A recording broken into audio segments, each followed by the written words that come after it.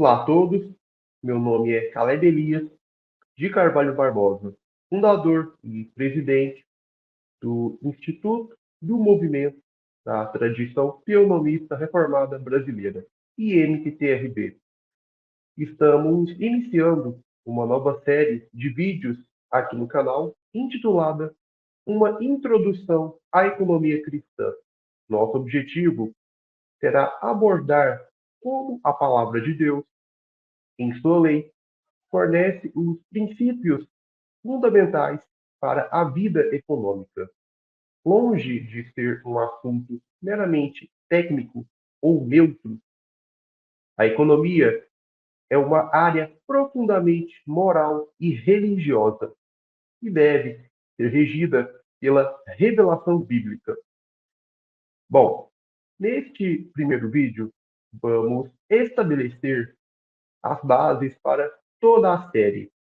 Abordaremos o que é economia cristã e mostraremos que ela nada mais é do que a aplicação da lei de Deus na esfera econômica. A economia bíblica não é fruto da criatividade humana ou de teorias modernas, mas tem como fundamento a própria lei do Senhor, revelada proposicionalmente em sua palavra. Vamos destacar a doutrina bíblica de Deus como Criador e dono de todas as coisas. Deuteronômio 8:18, Salmo 24:1, Colossenses 1:16. E como isso molda nossa compreensão de propriedade, riqueza e trabalho. Também estudaremos a importância da imago Dei, o fato de o homem ter sido criado à imagem de Deus, bem como o mandato cultural e a vocação para o trabalho. Gênesis 1:26-28, 2:15. Esses textos nos mostram que o homem foi chamado a exercer domínio responsável sobre a criação, multiplicar, cultivar e desenvolver o mundo segundo a vontade de Deus.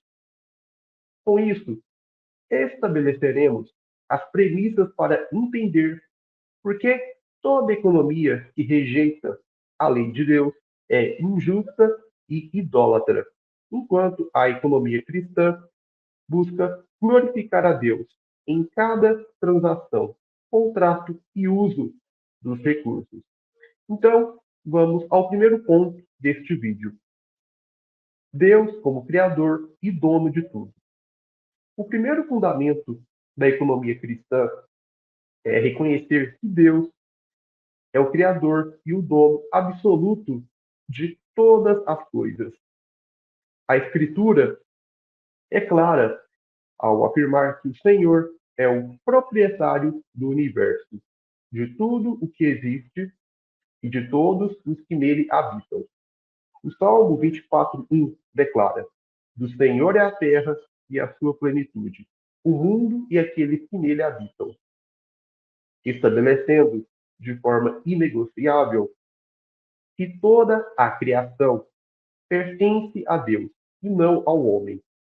O apóstolo Paulo, em Colossenses 1:16, reforça essa verdade ao ensinar que nele foram criadas todas as coisas, nos céus e sobre a terra, as visíveis e as invisíveis.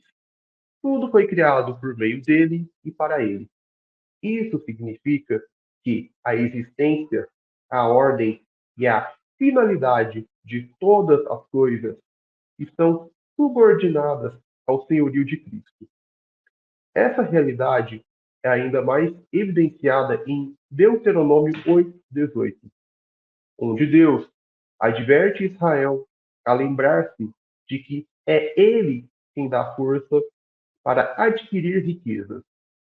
Em outras palavras, a capacidade de produzir, gerar recursos, desenvolver habilidades e prosperar economicamente não é fruto da autonomia humana, mas do favor divino e da graça de Deus em capacitar o homem para o trabalho e para o cultivo da criação, Essa verdade confronta diretamente qualquer sistema econômico que tente excluir Deus de sua estrutura de pensamento, ou que veja o homem como dono absoluto dos bens e da produção. A partir desse fundamento, a economia cristã entende que o homem não é proprietário final, mas sim um mordomo, um administrador daquilo que pertence ao Senhor. Toda riqueza, terra, talento ou recurso que possuímos foi-nos confiado para ser usado de acordo com os padrões da lei de Deus. Isso significa que as decisões econômicas, sejam pessoais ou coletivas, não podem ser regidas por mero interesse individual, mas devem visar a glória de Deus e o bem-estar da comunidade dentro da justiça revelada nas Escrituras. A verdadeira economia começa com adoração ou servidão, pois reconhecer o senhorio de Deus é o primeiro passo para administrar corretamente o que ele nos confiou. Esse princípio também traz implicações éticas profundas. Se Deus é o dono de tudo, nenhum governo tem autoridade para confiscar arbitrariamente a propriedade do indivíduo, pois isso seria um atentado contra o direito que Deus lhe delegou como mordomo.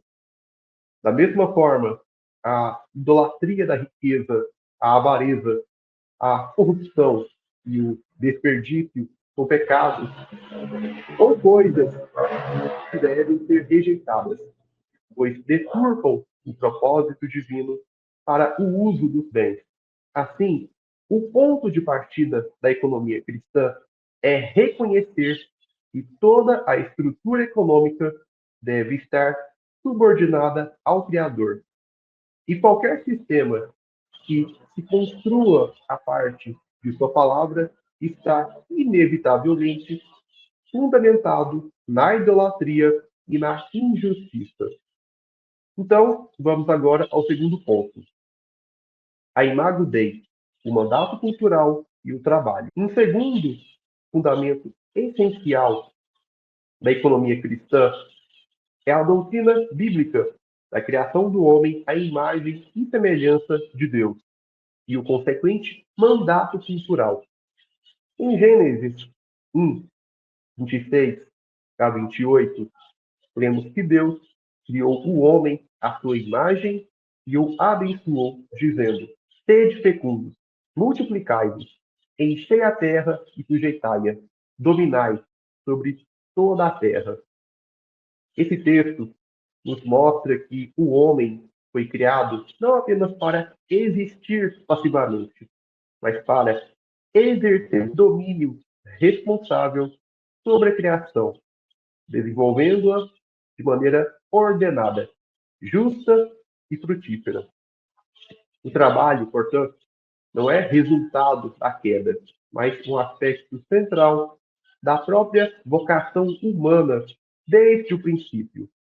Gênesis 2,15 afirma que o Senhor tomou o homem e o colocou no jardim do Éden para o cultivar e o guardar, mostrando que o labor é uma expressão da dignidade humana e uma participação na obra criadora de Deus. A Imago Dei confere ao homem racionalidade, criatividade e capacidade de planejar, produzir e organizar o mundo à sua volta. Isso implica que toda atividade econômica, seja agricultura, comércio, indústria, ciência ou tecnologia, é uma extensão do chamado de Deus para desenvolver o potencial da criação. A economia cristã, portanto, não é meramente uma técnica de distribuição de recursos ou uma questão de eficiência. Ela é, antes de tudo, um aspecto da obediência ao mandamento divino de sujeitar a terra, multiplicar os bens e transformar o mundo em um lugar que reflita a ordem, a justiça e a abundância do reino de Deus. Esse entendimento também nos leva a rejeitar qualquer visão que degrade o trabalho ou que o veja como um mal necessário. O trabalho é santo, pois foi instituído antes do pecado entrar no mundo. E mesmo depois da queda, ele continua sendo o meio pelo qual o homem cumpre seu chamado de ser frutífero e cooperar com os propósitos de Deus na história. Ao mesmo tempo, a economia cristã rejeita ideologias que transformam o trabalho em ídolo ou em um meio de exploração injusta. Lembrando que o homem é chamado a trabalhar não para a sua própria glória, mas para a glória do Criador. Por isso, uma visão bíblica da economia está profundamente enraizada na dignidade do homem como portador da imagem de Deus e no mandato cultural ou pacto do domínio que lhe foi confiado. Essa visão estabelece que a produção de riqueza, a administração de recursos e a busca por desenvolvimento não são neutras, mas são atos de culto e de obediência ao Senhor. A economia cristã entende que cada transação, cada contrato e cada ato de produção ou consumo deve ser realizado diante de Deus, em conformidade com sua lei, de modo a honrar o Criador e promover a justiça em toda a sociedade. Então, vamos ao terceiro ponto, ao terceiro tópico. A lei de Deus como norma para a economia.